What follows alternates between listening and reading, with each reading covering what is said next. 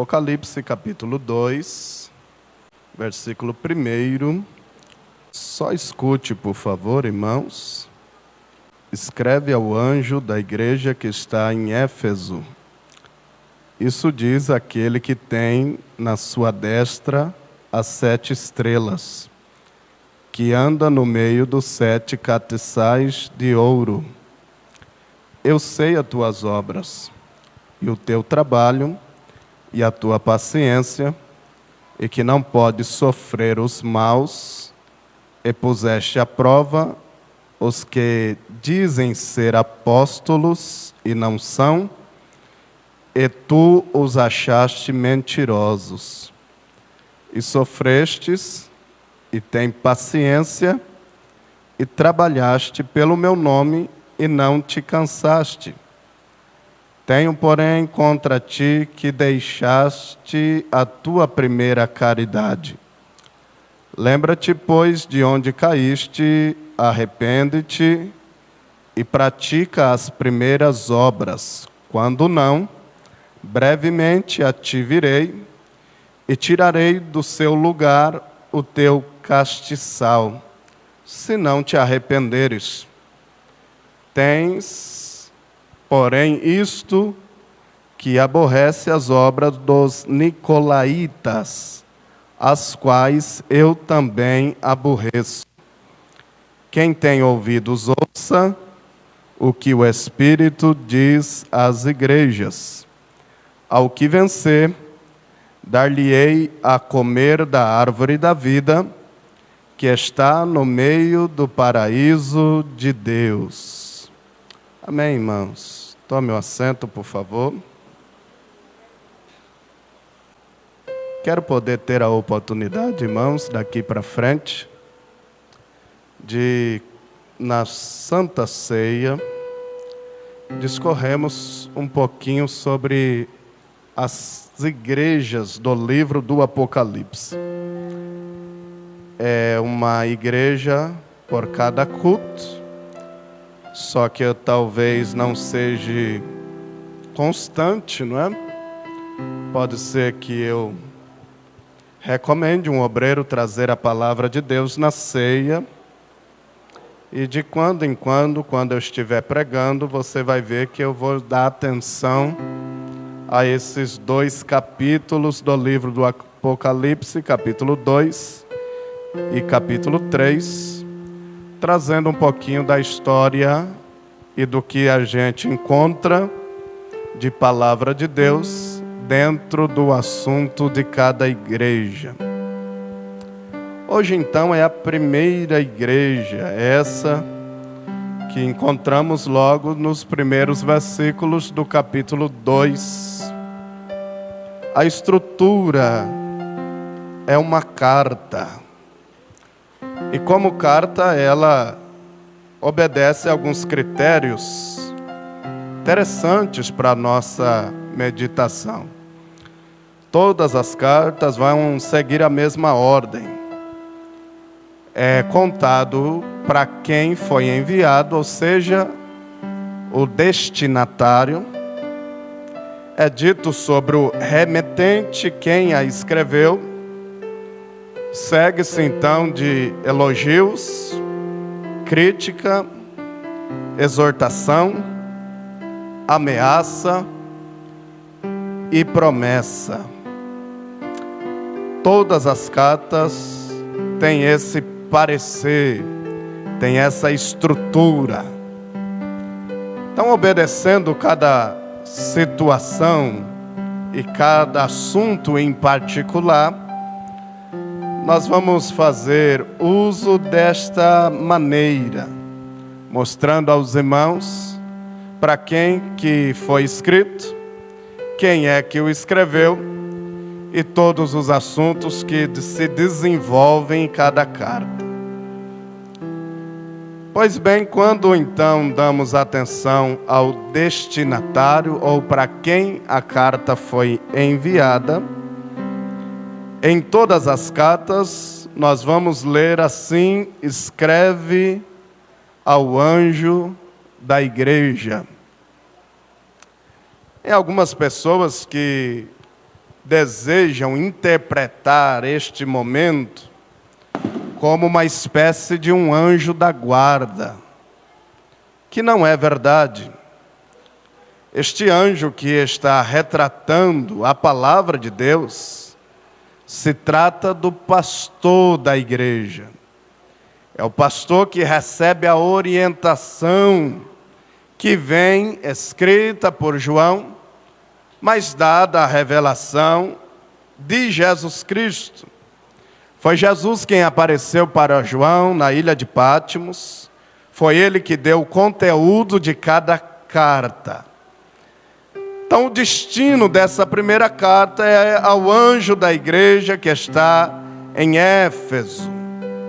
Sabendo que o anjo é o pastor da igreja, é necessário você saber que a cidade de Éfeso, no tempo de João, tinha cerca de 300 mil habitantes, um grande centro comercial, e algo que soa como também novidade dentro de Éfeso, é que eles guardam ali o templo de Diana, a deusa da fertilidade.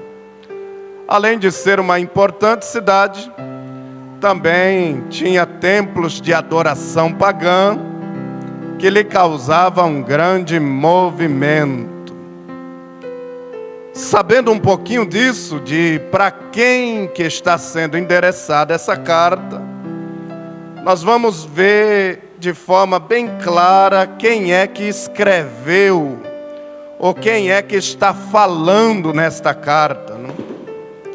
Ainda o versículo 1, capítulo 2 do livro do Apocalipse, escreve ao anjo da igreja que está em Éfeso: isso diz aquele que tem na sua destra as 7 estrelas e que anda no meio dos 7 castiçais de ouro.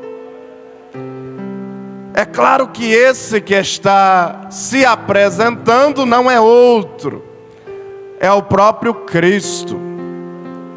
É Jesus quem deu o conteúdo, e é Jesus que está se mostrando como aquele que escreveu, aquele que deu o conteúdo da carta. Ele está se apresentando, e ele se apresenta com essas características.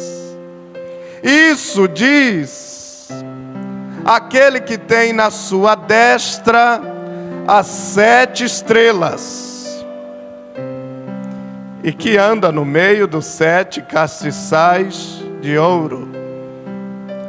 Estrelas e castiçais é a Bíblia mesmo quem diz. Apocalipse capítulo 1, versículo 20. As estrelas são os anjos da igreja e os castiçais são as igrejas. Jesus está dizendo: eu tenho vocês, anjo de cada igreja, nas minhas mãos, e tenho também a liberdade de andar no meio das igrejas. Jesus está dizendo e deixando claro para nós, a partir desta apresentação, que Ele não é Senhor somente de uma igreja, Ele é Senhor de todas as igrejas. Jesus segura os anjos em suas mãos, e Ele é Senhor de todas as igrejas, porque de todas as igrejas Ele tem acesso, Ele tem liberdade de movimento, Ele está presente em cada igreja. Glória a Deus. Ainda uma outra apresentação de quem está falando com a igreja se dá no versículo 2. Ele segura as estrelas em sua mão, ele também anda no meio dos 7 castiçais, e ele é aquele que confirma: eu sei as tuas obras. Aqui Jesus se revela como um Deus onisciente, que embora não está conosco de forma física, Ele não está presente no meio de nós a ponto de tocá-lo, mas Ele acompanha cada movimento que nós fazemos como igreja. Por isso Ele tem total liberdade de dizer esta notícia à igreja: eu sei as tuas obras. Nós vimos para quem que é a carta, vimos também quem que a mandou ou quem deu o conteúdo, e aí nós obedecemos essa estrutura de carta. Após isso, Jesus vai traçar alguns elogios a esta igreja. E os elogios começam do versículo 2. Eu conheço o seu trabalho, conheço a sua perseverança, eu conheço a sua ortodoxia, ou seja, Jesus sabe que esta igreja ama a palavra e pratica a palavra de Deus. Jesus também conhece a lealdade, a partir do versículo 3. E Jesus também conhece que eles não compactuam com a doutrina dos nicolaítas, um grupo de pessoas com uma doutrina antibíblica, e é muito claro nas Escrituras, está diante de nós: vocês se aborrecem das suas obras, fazem muito bem, porque também me aborreço de suas obras. Jesus não odeia ninguém. Jesus não gosta das obras que alguém pratica. E as obras que os nicolaítas praticam, a igreja de Éfeso também se aborrece delas, não compactua com ela. E isso Jesus dá os parabéns à igreja. Ótimo, vocês estão fazendo direito. Então todos os elogios é necessário à igreja, porque o Cristo não trabalha somente as críticas, Ele também coloca em prática o elogiar. E Ele está mostrando qual é os pontos que Ele se agrada desta igreja. Contudo, quando nós lemos o versículo de número 4, depois dos elogios serem benditos, Jesus vai dizer: nós temos a Bíblia em nossas mãos. Tenho, porém, contra ti que deixaste a tua primeira caridade. Talvez você carregue uma Bíblia que está dizendo primeiro amor. Pois bem, aqui está a crítica que Jesus tem à igreja. Como disse, Ele já deixou claro aquilo que Ele tem como um elogio a esta igreja. Ele sabe do trabalho, Ele sabe da perseverança, Ele sabe da prática da sua palavra, Ele sabe da lealdade, Ele sabe que também eles não compactuam com os nicolaítas, mas Ele tem esta crítica para dizer: tenho contra vocês que abandonaste o primeiro amor. Eu comecei a tentar descobrir qual era a situação desta crítica, para que a gente fosse bem informado esta noite. De certo, este amor que está faltando ou está em baixa na igreja de Éfeso, não é a respeito do seu trabalho, porque trabalho foi elogiado. Não é a respeito da sua perseverança, porque a sua perseverança é digna de elogio. Não é a respeito da palavra de Deus, porque a palavra de Deus está sendo conservada, guardada e praticada. Então não é nesse ponto que falta amor. Também não é sobre a questão de compactuar com doutrinas estranhas. Não é nisso. Quer dizer, qual é a situação que Jesus tem uma crítica com a igreja de Éfeso?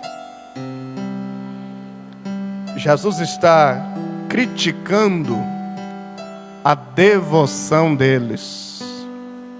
Que é isso, pastor? Devoção é apego sincero e fervoroso no relacionamento com Deus.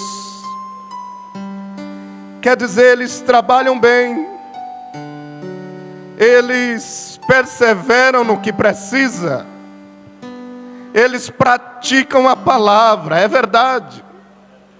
Receberam o elogio e os parabéns de Jesus. Eles têm lealdade a Cristo, é verdade também. Mas quando fala da devoção, então eles estão em falta. Porque a crítica de Jesus é exatamente nesse sentido. Quando eu vou ver vocês da forma que vocês são fervorosos,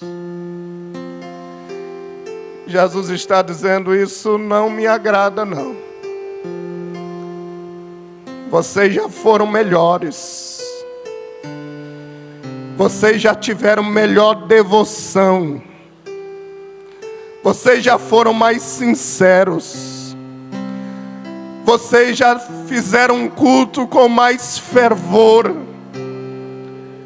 O que Jesus está dizendo é que quando vocês se reúnem, esse diagnóstico é Ele que consegue identificar.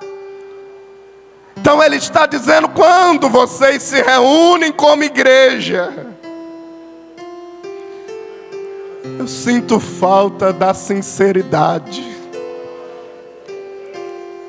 Eu sinto falta do fervor de vocês. Jesus está dizendo como crítica a esta igreja, é que dentro da liturgia, do culto, dá para sentir que falta vontade. Dá para sentir que vocês não cantam direito. Dá para sentir que vocês não oram direito. Dá para sentir que quando vocês chegam, se apresentam, dobram o joelho, está faltando fervor em vocês. Está faltando alegria em vocês dentro do culto. Está faltando esta sinceridade na adoração. Neste momento que vocês estão reunidos.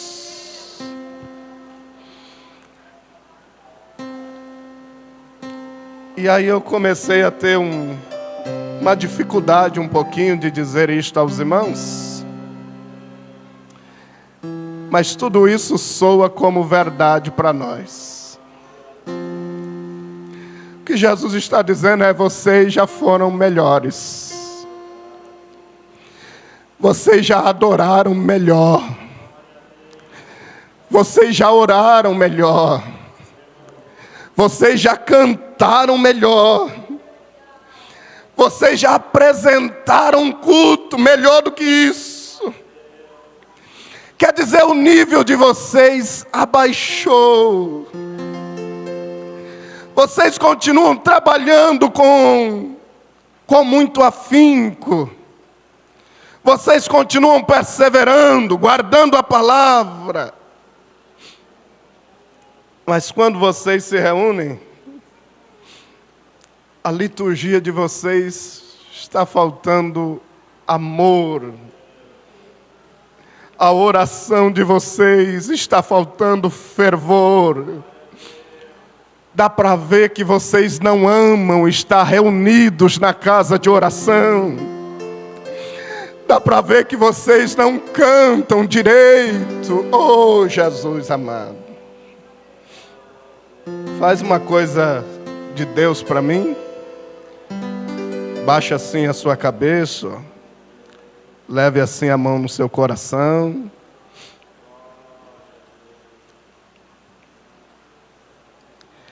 Jesus está dando um diagnóstico que pode ser meu e seu. Porque eu preciso lhe perguntar como é que você chegou aqui esta noite. Como é que foi a sua oração no começo do culto? Como é que você cantou os hinos da harpa hoje? Como é que você recebeu os hinos dos departamentos cantando? Como é que você está ouvindo a palavra neste momento? A pergunta de Jesus é: será que está faltando fervor no momento do culto? Será que vocês estão entendendo que está faltando sinceridade na hora da adoração? Porque aquele a quem nós pertencemos está sentindo falta deste fervor. Aleluia. Esta é a crítica que ele tem. E a sua exortação está no versículo 5. Lembra-te, uns anos atrás, e lhe contemple no começo da sua fé. Veja como você orava antes. Veja como era a sua frequência na igreja antes. Veja como era o seu momento de oração. E aí você tem que entender, como eu entendi, que depois da exortação vem uma ameaça. Ameaça, pastor? É isso, uma ameaça. Versículo 5, você está com a sua Bíblia aberta aí? Só para você identificar que isso está na Bíblia. Lembra, pois, de onde caíste? E arrepende-te. Pratica as primeiras obras. Quando não... Quer dizer, se você não fazer isso, brevemente a te virei e tirarei do teu lugar o teu castiçal. Castiçal é a igreja. Isso se tornou uma realidade na cidade de Éfeso, porque eles não praticaram o que Jesus disse. Jesus é um bom médico. Ele faz o diagnóstico, ele receita o tratamento e ele avisa as consequências se o tratamento não for seguido. Ele diagnosticou o problema, ele receitou o tratamento e ele está avisando das consequências se caso você não quiser fazer o tratamento a qual ele receitou. E a consequência é essa: eu vou remover o castiçal do lugar. Jesus está dizendo à igreja de Éfeso, e esta igreja prova disso. Porque a cidade de Éfeso hoje, lá na Turquia, só passa de uma cidade em ruínas. E a igreja que era tão boa naquela localidade, hoje é uma montanha de pedras. O que é isso, irmãos? Castiçal é a igreja. Jesus está dizendo, já que o fervor de vocês diminuiu, deixa eu dizer uma coisa a vocês: se vocês não fazerem um tratamento, eu tiro a igreja de vocês. E a igreja que era vizinha da sua casa vai passar a não existir mais. A igreja corre o risco de virar um monte de pedra. Quem sabe o templo virar um armazém. Quem sabe o prédio de igreja virar uma oficina mecânica. Porque aquele que faz parte da igreja deixou de ter devoção a Deus, deixou de prestar o seu culto com sinceridade. Glória a Deus. Quer dizer, se você não voltar à prática das primeiras obras, eu removerei de vocês o castiçal. A igreja vai se tornar um monte de pedra, e vocês vão lamentar dizendo: por que nós não demos valor enquanto tínhamos?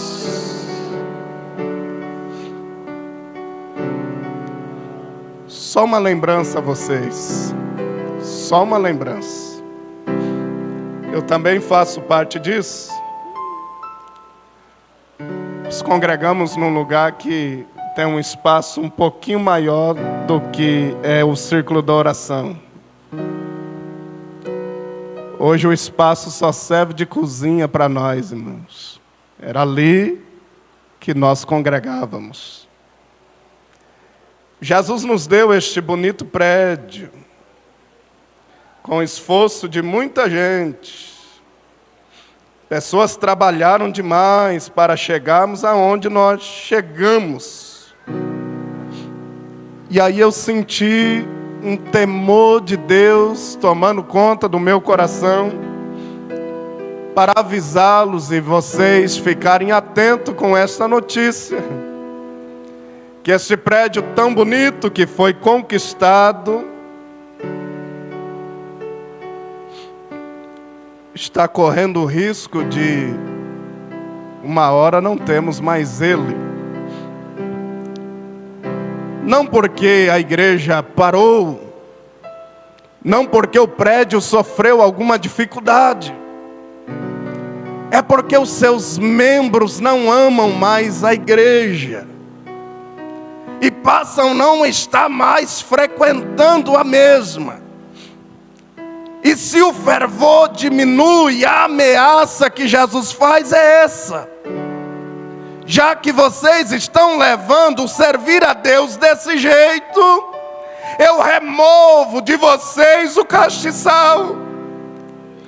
E aí já você não está mais vizinho de uma igreja. Daqui a pouco você tem que andar 20 quilômetros para estar numa igreja adorando. Porque quando tinha a igreja do lado da sua casa, aleluia. Cabeça baixa assim, por favor, irmãos.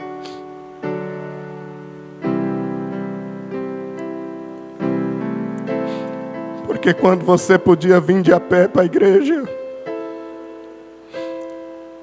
porque quando você podia vir a cada culto e todos os cultos, você permitiu que a sua devoção diminuísse. Você permitiu que o seu amor terminasse. E agora há pessoas que não acham mais que faz sentido vir à igreja todos os dias. E a palavra é exatamente essa que estamos lendo. Nós estamos correndo perigo. E não é o governo que vai tirar a igreja de nós. Não é o partido político, não é a esquerda. É a falta do fervor dentro do seu coração. Aleluia. Mas se ajustar as coisas, se as coisas serem ajustadas, ele termina com uma promessa. Versículo de número 7. Quem tem ouvidos, ouça o que o Espírito diz às igrejas. Ao que vencer, dar-lhe-ei de comer da árvore da vida, que está no meio do paraíso de Deus. Se vocês ajustarem as coisas, eu também ajusto as coisas aqui, está dizendo Deus.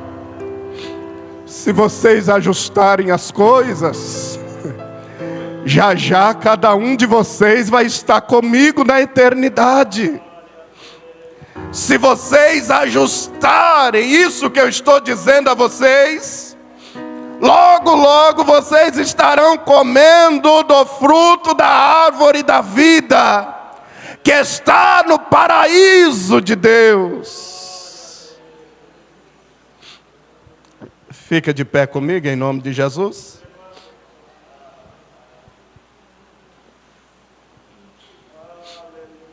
Glória a Deus. Bate um pouquinho de temor na gente, irmãos. Não porque eu preparei uma coisa, mas porque no meio da minha preparação, senti o Espírito Santo dizer de alerta para nós. Alerta.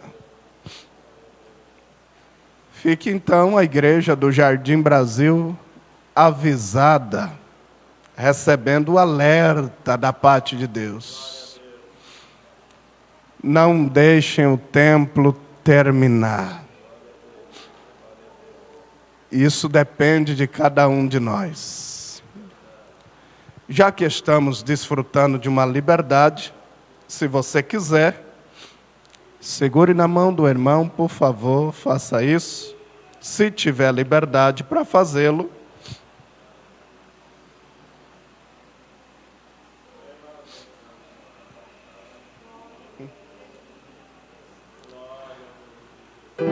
Eu orei a Deus esta tarde e, na minha humilde oração, eu pedi a Deus que nos concedesse uma nova alegria. Porque esta é a oração de Davi. Torna a dar-me a alegria da salvação. Porque tem hora que desaparece mesmo, irmãos. Tem hora que perde o sentido vir à igreja. Tem hora que nós não amamos mais o culto. Tem hora que dá até um pouquinho de dificuldade de ouvir os departamentos. Alguém não gosta mais do hino da harpa. A oração não tem como mais praticá-la. E tudo isso me fez sentir um temor dentro de mim.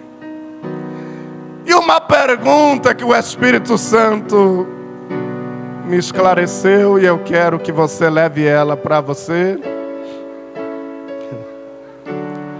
Qual que é o nível ainda de importância da igreja na sua vida? O quanto de fervor você está dedicando a cada momento que você aparece aqui? Qual é a sua expectativa ao adentrar o portão para dentro da igreja?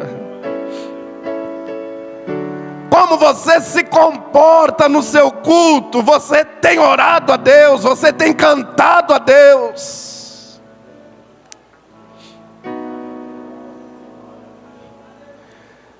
Obedecendo a palavra, humildemente eu lhe digo, a gente pode melhorar, irmãos. A gente pode melhorar, irmãos. Ciclo da oração, vocês podem melhorar. Juventude, vocês podem melhorar. Obreiros, vocês podem melhorar. Eu, como pastor da igreja, eu posso melhorar. Porque há um Deus que está presente no nosso culto, recebendo cada momento. E Ele consegue identificar qual é o tipo de entrega que você está fazendo nesse momento.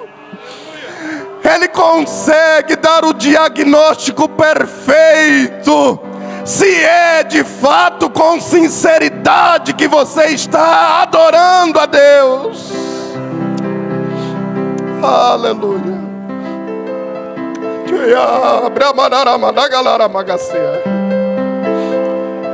Quanto tempo que você não fala em línguas estranhas? Quanto tempo que você não chora em um culto? Quanto tempo que você não sente alegria em cantar junto os hinos da harpa cristã? Quanto tempo você não gasta mais com dedicação a sua oração a Deus?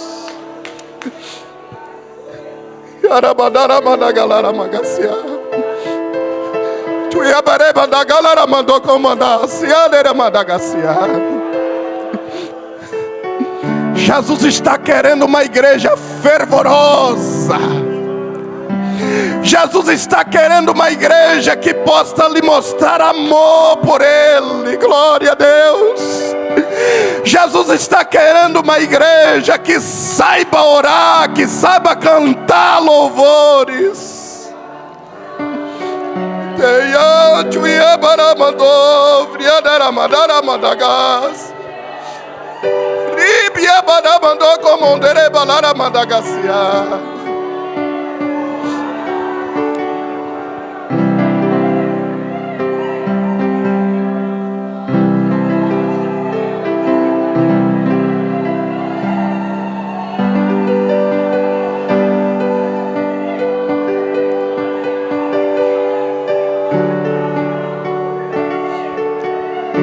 Aproveita esse momento e adora a Deus. Aproveita esse momento porque está acontecendo um renovo no meio de nós. Aleluia. Aproveita esse momento e peça perdão ao seu Deus. Diga a Deus: é verdade, Deus, eu perdi a vontade um pouquinho, mas me ajuda a ter alegria na salvação novamente. Aleluia.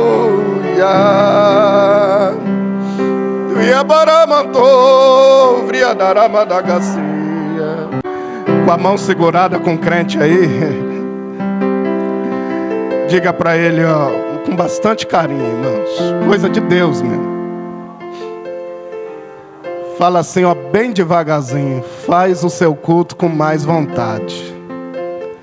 Pode falar, pode falar. Faz o seu culto com mais vontade. Faz o seu culto com mais vontade.